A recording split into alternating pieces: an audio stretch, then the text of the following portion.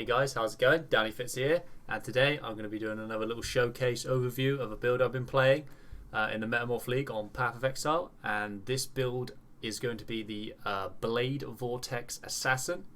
Not really anything too new or special or original here, but I thought it was just fun to show. Probably my funnest build that I've played in this league so far. It is a map clearing god, as you can see by the footage here, especially in confined spaces. We're utilising a buffed herald device and the explodey chest, the physical explosions that you can get on chests now, to just basically run into a pack of mobs, clear that pack, and then if there's any other pack near that pack, they're getting exploded as well, and it just causes these huge chain reactions when, you know, it's just so fun. You can just literally press it, run around and just explode screenfuls of mobs.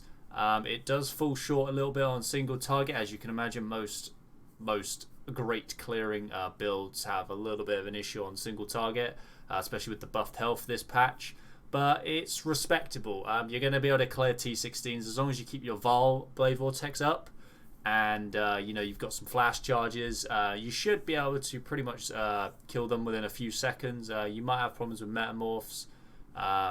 You know, some metamorphs are easy to kill, they just fall over, and then others, you know, actually just slap you into another realm. So I mean, metamorph is just up and down. I mean, if you get one shot by a metamorph, I mean, what's new really? So as long as you can clear the map boss within 4 to 5 seconds, I'd say that's fast enough for a clear speed build.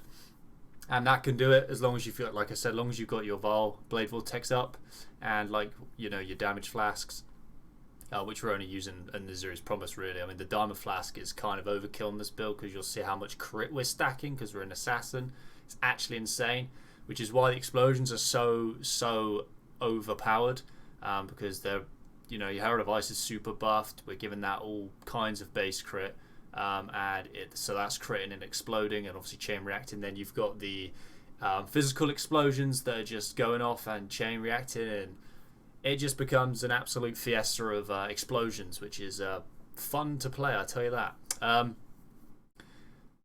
So how are we building this character? So obviously I'll go through the actual items in a second and show you exactly what I'm running, but basically the whole idea of the build is to stack power and frenzy charges using Badge of the Brotherhood, and obviously being an assassin and using dual void batteries, we are able to stack up to 9 power charges. Now we can get 10 if we get corruption, I believe, and you can get rings as well, but that's completely overkill. Not necessarily. There's better rings, I'd say. Probably. I've not POB'd it, but there are rings that give max power charges. But anyway, we got 9 power charges, which means with the Badge of the Brotherhood, it's going to give us 9 frenzies. If we have a way of generating that, we're generating that with Ice Bite in our main link. So they're pretty much up permanently during the mapping phase. When you go into a boss room, you do have to gem swap if you want to do a little bit more damage. Unless you know the boss spawns ads, in which case you don't need to, because when we're fully powered up, it's probably just as much damage as swapping in a hypothermia or a conk effect. And so we're basically just utilizing the hell out of that amulet because it also buffs our elusive, and that elusive is giving us quite nice defense. It's dodge to spell and attack hits, and we're getting up to like 50 to 60% dodge on it. That's on its own, and we're using Vaal Grace. So when we pop Vaal Grace and we have full elusive, we're actually almost at 100% dodge. So we're actually quite tanky in that sense. And I'm also building Mind Over Matter. That's why I've got a lot of ES, because we're using the helmet that gives Eldritch Battery as well. So that just gives us another 30% damage reduction. And since the cost of our spells is really low, that is literally just all for being able to take damage, right? And it regens pretty fast. You can obviously make it regen faster if you want. You could use a Cinder Swallow as well while you're mapping. Probably a better play than what I'm doing, but I've got Onslaught on my Herald of Ice, but we'll get to the exact specifics of everything that's set up right now. So yeah, the Badge of the Brotherhood is giving us mad elusive effect. Elusive gives move speed as well, which is why we're so fast. And we're just able to just charge up our Blade Vortex, press Withering Step, hit our pots, and just run through the map for a good 4 or 5 seconds. And then you obviously have to recast, keep your Blade Vortex around 10 stacks or at 10. Obviously that is the most optimal, 10, because it does more damage quite a lot more per stack. And yeah, it is just such a fun build. I mean, in Delve, it is literally disgusting because obviously, like this map I'm doing now, it's very confined. All the mobs are within like half a screen of each other, and you just run down. I mean, the car is just literally trying to chase you the whole time, and you're just running through, clearing screenfuls of mobs, and it's just a very satisfying build to play. It is a little bit expensive because the amulet alone is worth up to around 8x. I got mine from a beast. I killed a beast that dropped an amulet, like in the menagerie, not like I killed it in the map, but I did the amulet craft or whatever you want to call it, beast, and it gave me a 1, and 1% off perfect one as well. And you can see some single target there. I mean, if you have mobs around to cleave the boss, you do a lot more damage. I've literally one-shot red beasts by cleaving them when they've had a pack of mobs around them. Same with metamorphs. Sometimes they spawn in a lot of mobs and you can just cleave them. Here we have quite a juicy metamorph, to be fair, and it's respectable. You know, I had to move around, dodge stuff. I don't know why it's freezing up, but the VOD seems to do that every now and then, so I apologise for that. But you can see it's respectable damage, but you know, you're sacrificing the clear speed, right, for a single target and maybe a little bit of tankiness. There are obviously a few options and a few things you can do differently to what I'm doing, and there's also just, you know, exploring other routes, other uniques that maybe give, you know, some. I mean, if you've got 9 power charges, I don't know if there's an item in the game that gives you endurance charges. If you can get 9 endurance charges on an assassin somehow, who knows? But basically, I was just playing it like this. This assassin started off as a cast on crit. I was playing cast on crit, ethereal knives, bladeful. I was doing a dual one. It was pretty good. The exploded chest was pretty much carrying the build, and the single target was meh. I didn't really optimize it too well before I swapped because I was going to use Blade Vortex as more of like a boost to my single target, because obviously when you're cycloning, if you have Blade Vortex around you and Vaal Blade Vortex out, it's a lot of extra damage. But I was just running around with Blade Vortex, one-shot and everything, and cleaning, you know, screen full of mobs, and it was just more satisfying to me. So I was like, you know what? Let's just lean into the Blade Vortex and go for that. And then literally not 10 minutes after that, the badge of the Brotherhood dropped, I think, or something. I bought the dual void batteries, and then the badge of the Brotherhood dropped, and I was like, well, gotta play it now. It's literally key to the build. The way I'm playing it is key to the build. So if you don't have, you know, 8x to spend on an amulet, there's probably better alternatives. I mean, the frenzies are a lot more damage, but you don't have to play it that way.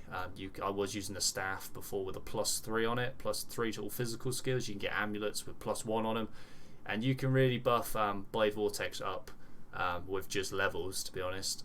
So you don't really need to go the frenzy route. That's completely up to you. But I'm gonna show you how I built it, and let's get into it. So let's pause that, bring up the old PoE. Here we go, look at this. And check out my hideout, it's almost finished. What do we think? Pretty cool hideout? I think it's pretty good. So, let's get into this. I want to make this quicker than 30 minutes, so I might yabber on. So, weapons, obviously, void batteries. They're extremely cheap for how powerful they are at this point of the league. I bought both of mine for decent rolls for around 100C. I think one of them was 120, one was maybe 110. Obviously, you can just bless the spell damage on it with the implicit. You should have loads of blesses for now. But these are just giving us 2 extra power charges because we're dual wielding, and 25% increased damage per power charge. Now, there is a reduced spell damage on there, but with the implicit and the 25%, you're literally only losing 35% spell damage or something. So they give you like a combined spell damage of like 500 or something like that, maybe a little bit less, like 450 or something. So they're extremely powerful, and that's not to mention they're giving you plus power charges, which is more crit, which is more frenzies, which frenzies give you 4% more damage and 4% cast speed per. So they make the build right. I've gone to I wanted to use Eldritch Battery because I wanted to fit Mind Over Matter into the build, just so I was a little bit more tanky. And even with this, sometimes you're going to get one shot by metamorphs. At the moment, I don't have any way of getting rid of Corrupted Blood, so Corrupted Blood literally just one-shots me if I'm not paying attention. And also, I don't even have an enchant on this one. This was just one I had from another build. So I will be trying to get, I think there's a Blade Vortex duration one. That's going to be the best quality of life you can get. But yeah, I just had this lying around. Also, +1 to socketed gems. So, and 20% reduced mana reservation. So you can fit both your auras in. Because you can get an Enlighten there. Enlighten's only level 3, but it's going to get buffed to level 4. And that means we can get Zealotry, Hatred, and a buffed Herald on. As you can see here. All at once, because our Herald of Ice is actually linked in a 4-link, so we're really buffing that up, and that obviously means more mana reservation. So we are actually got 10 mana left, 10 mana to spare. So yeah, might never matter. You just want to make sure you get at least 2000 ES. That's a good number to aim for. You can do that however you want. I've gone for quite a decent chest and like a little bit ES on the boots. My gloves don't even have ES on them. I went for a crystal belt just to give myself a little bit more ES, so I didn't have to change my gloves. But in a perfect world, you just get ES based gloves. But I've been reusing these gloves in every build, so I did that. Badge of the Brotherhood. This is the money maker right here. This literally makes the build in the current form. It's giving you a little bit increased cooldown recovery on travel skills per frenzy. So we have 9 frenzy, that's 90% increased cooldown. So you can imagine on Flame Dash, 90% cooldown recovery is pretty tasty. 10% increased effective elusive on you per power charge. So that's 90% increased effective elusive plus this, which is giving us 36% increase. And you'll see, obviously I'm only a 1 power charge in town, but if we pop both of these, pop Withering Step and a Move Speed Flask, that's without power charges up, so you can imagine how rapid you move. And obviously when Blade Vortex is all the way up, you're dealing mad damage, so you're just running around just killing everything. So it's a really fun, fast build. Where were we? Yep, plus that, and then obviously it gives you like chance to lose a frenzy in a power when you use travel or gain an elusive, but we gain them so easily. Losing one is literally nothing, and it's only 20% chance, so it's literally like that they don't mean anything. And then obviously frenzy charge is equal to your maximum power charges. We're stacking power charges, so that means we get 9 frenzies, and we're getting our frenzies through Ice Bite, which gives you a 69% chance to gain a frenzy on killing a frozen enemy. We have a little bit of conversion in our build, and we've got Herald of Ice, obviously, that does quite a lot of cold damage when it shatters. Don't know why I said it like that. Shatters. So you're literally getting your frenzies pretty much after a couple of packs. You kill a couple of packs. Sometimes if you get lucky, right, you get all of them straight away, and then sometimes it takes a couple of packs, but they're up pretty much permanently in the map. So yeah, that's the juicy amulet. If you can't get this, I guess multi is always good. Multi life, +1 to gems, physical gems. +1 to Blade Vortex is quite a big damage increase, so, and you can get a staff, like I said, with +3. So if you got +4 to your Blade Vortex, that could kind of negate the damage you're getting from the frenzies, maybe. But obviously, all the other things you're not going to get, like the crazy elusive effects. So I don't know what to tell you, but this is how I've built it. Then we're using the Circle of Fear to buff our Herald a little bit more. We're not actually got a buff effect one, but we do have the 39% reduced mana reservation, because without this we can't fit all our buffs on, because obviously we're juicing up our Herald, so we need this. You need at least like 37%, at least with what I'm using, and I'll obviously have a POB down below, a snapshot of my current gear right now, so you can go check that out if you want to see. And then I just got the cold res one, because one with buff effect and mana reservation was quite expensive at the time, and I didn't really want to fork out for it. But obviously you can get buff effect, which is just going to add a little bit more flat damage to your spells, I think. That's what it does. And there's some other ones, there's max res. But I wanted all my cold res pretty much sorted within one item, so this gives almost 90% cold res. So I only need like cold res on one other item, and I'm pretty much sorted. And obviously I got one with some max life on it, which is always nice. And it's increased damage while leeching. If I was leeching, that'd be a nice implicit, but there's so many different implicits you can get with this, so try and find one that just has stuff that you need, right? Increased damage, increased cold damage, increased physical damage, global fizz damage, crit multi, life. There's a lot of different ones. Like I said though, that mana reservation is key. Also we're getting some flat damage and some dex, which is nice. My other ring is literally only being used for the curse enemies with level 8 Assassin's Mark. I really need to upgrade this because this is from my attack builds. As you can see, it's got attack damage, accuracy on it. Like, none of this is needed. It's got a little bit of life, some resist, and Assassin's Mark. That's literally all it's been used for.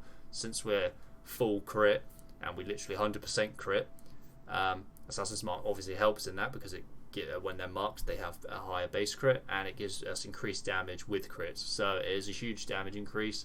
If you full convert your fizz damage to cold, you can go Ellie weakness, and that is a route that could give you more damage and a lot more boss damage, I'd imagine. You can get like a Watcher's Eye, you can get gloves, and you can obviously get like a passive on the skill tree that you can maybe anoint to get almost 100% conversion. Or you can go up over here and grab these. You can get 30% conversion here, and obviously converting to fire help proc Cinder Swallow, which is quite nice.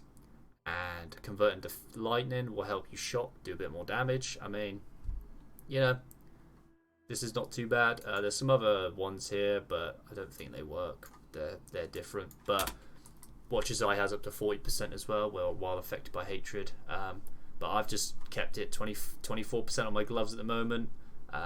Just means I have more than enough cold damage to pretty much always shatter stuff and proc Herald of Ice, and I'm happy with it at the moment. I will try the other way with Watcher's Eye and go a bit more conversion, see if it does more damage. But at the moment I haven't really invested in that. So yeah, Assassin's Mark, Ellie weakness, either or, depends how you set up. I'm with Assassin's Mark right now.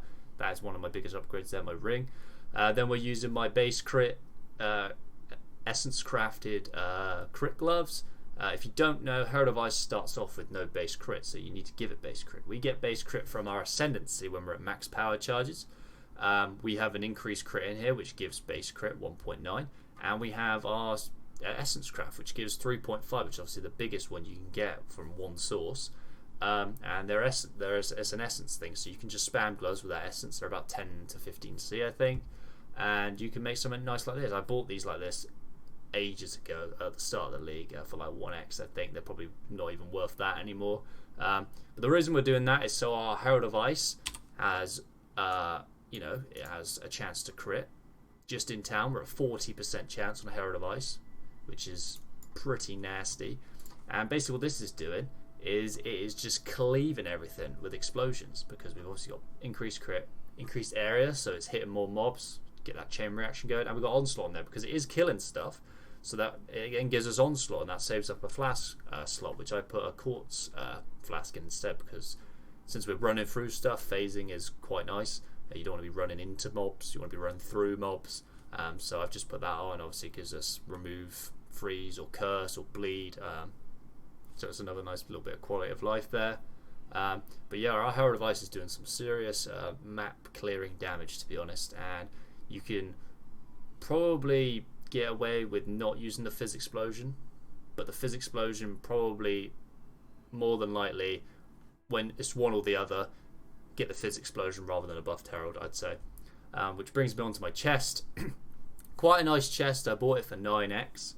I slammed on the increased energy shield, and then I had a spare prefix, so I put the 10% of maximum life as extra maximum energy shield, because that craft alone gives you up to, like, well, even with this pathetic life pool right now, 450 ES just from one craft, plus the regalia.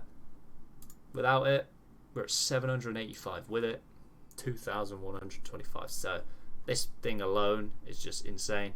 It obviously has base crit, spells have base crit, so this is also applying to our Herald, and it's applying to our Blade Vortex, obviously. Just more damage. Obviously that enemies killed exploding 3% of their life as physical damage is the money maker, really. Is what's giving you that insane clear. Without it, Herald of Ice does pretty well, but this is just both of them together. I mean, you saw before what it's doing. You sometimes cleave off screen, right? You go into a room that you haven't even seen yet, and you can just see the remnants of what used to be. So I got quite a nice one here, a little bit of resist on it. I got lucky with the energy shield, because it just makes you hit that 2,000 mark a little bit easier, and it's just a nice chest all around. Obviously priorities would be the Fizz Explosion, then maybe crit, and then ES, and then wherever else you can get life is quite nice. Obviously if that 7% cold res means nothing really. So if that was, I mean, it's a suffix, I guess, so you don't really have room. So I mean, in a perfect world, I'd probably get rid of the increased energy shield that I slammed on and have like 100 life would probably be better, because I can get ES on my gloves and more on my boots if I needed it. So, and it's harder. I've already got life on all of these stuff, right? So, but yeah, the belt, crystal belt. I crafted this way before I bought some of the other gear, so I was like, well, I need to stack ES now, so I might as well buy a crystal belt. Stygian visor would obviously be a very good option. But I slammed this one, and, well, not slammed it, I hit it with, I can't remember.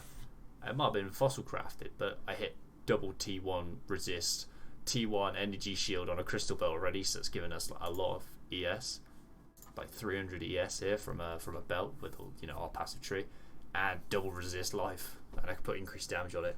So probably won't make a better Stygian visor just yet, so I might as well keep it. Our boots, filling out our requirements. Obviously our resist, obviously move speed is quite important for this build, since we are fully reliant on just running around. So obviously again, that 25% to like 35% move speed would be a huge clear speed increase. And obviously we got a huge one with dex on it, because we needed dex requirements. So I got one with boots, and obviously I got two-tone boots just to help fill out the resist a little bit more. I can't remember what my resist right now. Yeah, you can see I have so much cold, so there's obviously room for, you know, getting that a bit more balanced, right? So yeah, that is the gear, I believe. And obviously flask, we're using a diamond flask. Probably take that out at this point and put someone else in there, more damage, because we are pretty much at 100% crit anyway. Our super move speed flask, we got move speed increased effect, so super fast flask. We're using Aziris because we get the fizz as extra chaos, and Blade Vortex is fizz. So anything that says fizz is extra is really strong on this build, because it takes all that Blade Vortex base damage and gives you that as extra. So that 20% is 20% of, you know, 20% more damage. It's literally 20% more damage. And then Elemental is extra chaos. We don't have too much scaled into Elemental. We only have like 25% of cold, so that bit there, not as strong. But it gives us chaos res, which is nice for defense, since yours is at minus, at least with my current setup, and a bit of leech, so you can't really go wrong there. I don't actually have a lab enchant on my boots yet, but the increased move speed one would probably be best. And maybe like the added cold if you've killed recently would be quite good, or the added fire if you want to use a cinder swallow and you don't have any other source of flat fire damage. Because to proc a cinder swallow, all you need is a tiny bit of fire damage on your skills, so even like an abyss jewel with fire damage to spells will help proc that ignite. So yeah, our main gem link is obviously Vaal Blade Vortex. Obviously getting a 21-20 would be much better than this, because +1 to spells is going to give you that nice base damage increase, so it's quite a damage increase, probably like 5 to 10% more damage per level. But I've got a 21 here. I was a bit poor when I first started off this build, so that's obviously a good nice upgrade to get 21, but 20 does do the job. Then we're connecting it to Ice Bite. Obviously we want to get those frenzies, so however you want to get those frenzies, I just put an Ice Bite in it. It gives you added cold as well, helps proc your herald. It helps freeze stuff, which again helps proc your herald, and it literally gives us everything we really need, and it just does everything okay, doesn't it? I mean, it's not as good as say an added cold, but actually it's probably better than added cold, right? Because it's per frenzy. So when we're at maximum frenzies, because of obviously the gem, we're getting a lot of added cold, so it's actually quite a lot of damage. Actually, I've only just thought about that. I can't remember, to be honest. I just put it in there because it was a little bit added cold, you know, and the frenzy generation, you know, without having like blood rage or something stupid like that. And as you can see, it's like 70%, 69% chance on a frozen enemy, so it's quite high. Like I said, you get that a lot. Unleash support. Without this, Blade Vortex would probably suck major donkey dick, because you have to cast it up to 10, right? So without this in, you know, and it doesn't refresh the timer when you cast it. It just remembers your last one, right? So like, as you go down, like I go up. Look how fast it's falling now, look. So what this basically does is it stores spell casts up to 3 seals, it calls them. And when you press it, you get the cast you actually press +3, so you get 4. So every time this is charged up, you see you get a little number here, and it charges up pretty fast. So you can literally keep yourself at 10 pretty easily during the map. You just run around for a few seconds, hit it. You'll probably have 3 seals, right? So you'll get 4 stacks instantly. Run around for a little bit, 4 stacks, run around for a little bit. And it just makes the skills so much smoother. So I would not skip out on that. That is probably recommended. I don't know how the less damage works with Blade Vortex, to be honest, because it gives you less damage when it's reoccurring. But since it's a stacking buff, it's not like per cast. You're not like fireballs where each, like, you know, the ones behind it would do less damage.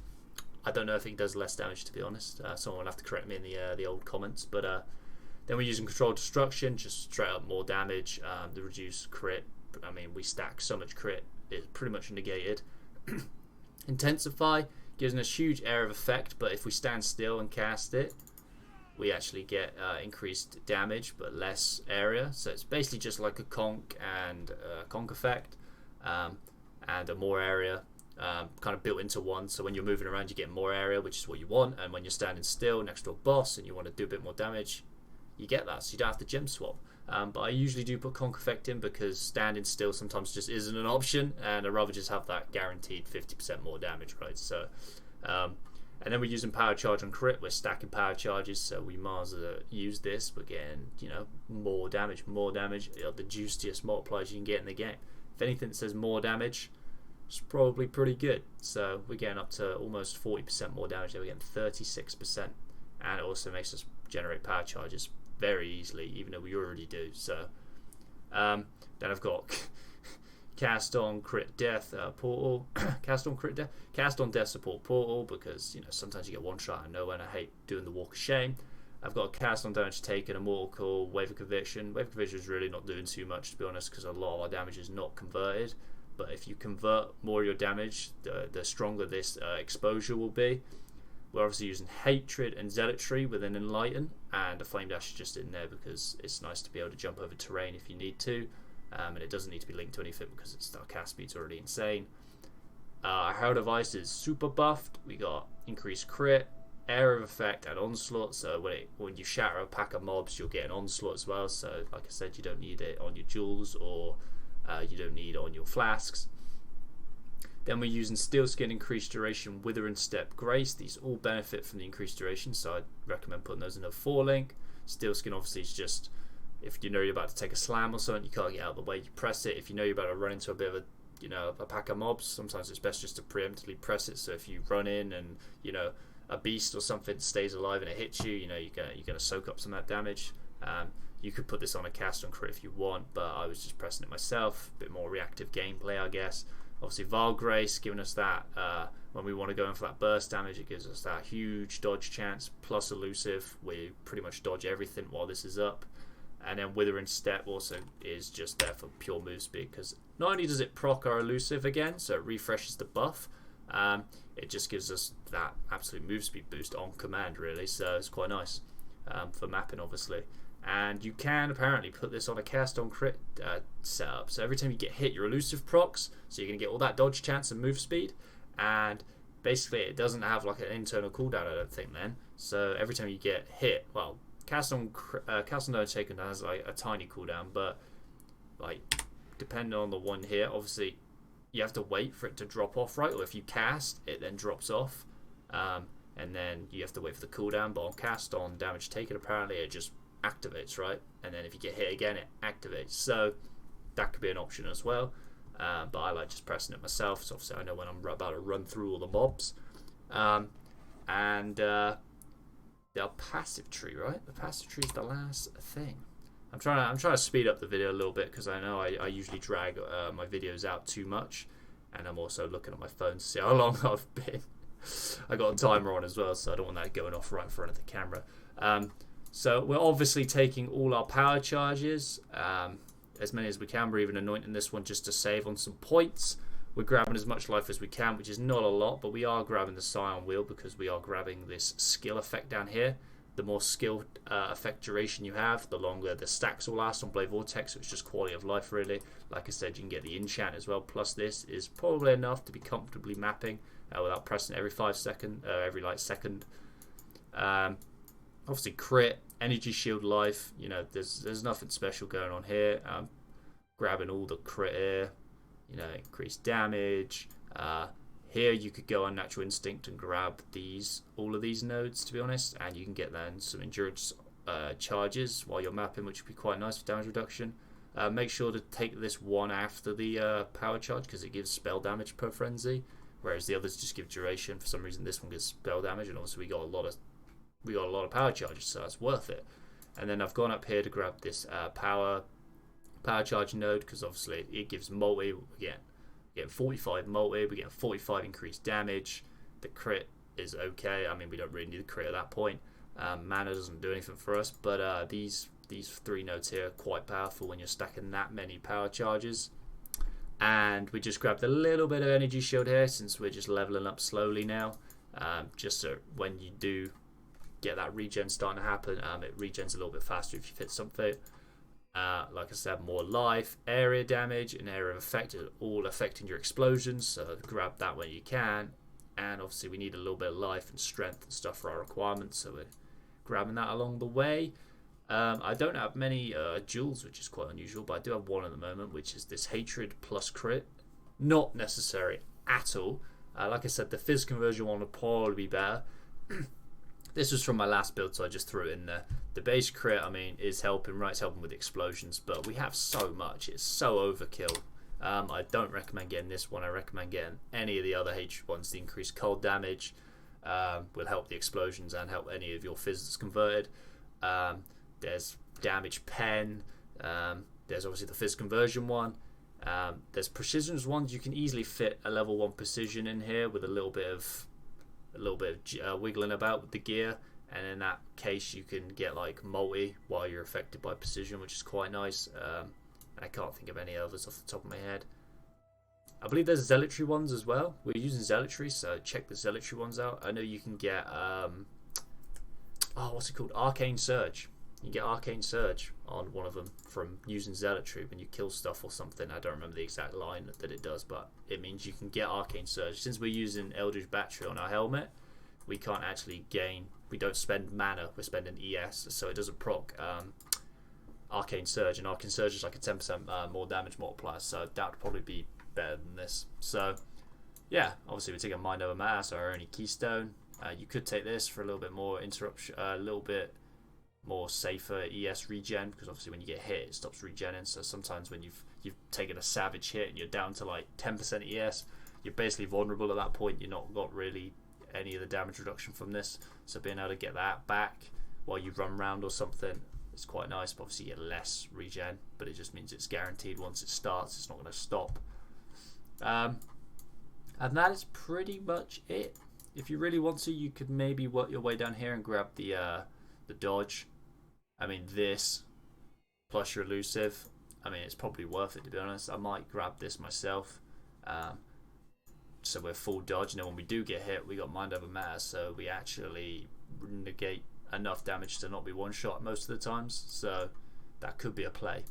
And then our Ascendancy, obviously we're an assassin, so we're taking unstable fusion, so we get +1 and just easy power charge gain on literally non and non-crit, so we'll always have power charges. There's so much power charge generation is built. I mean, you can just like hit a tree, mate, and get one, you know what I'm saying?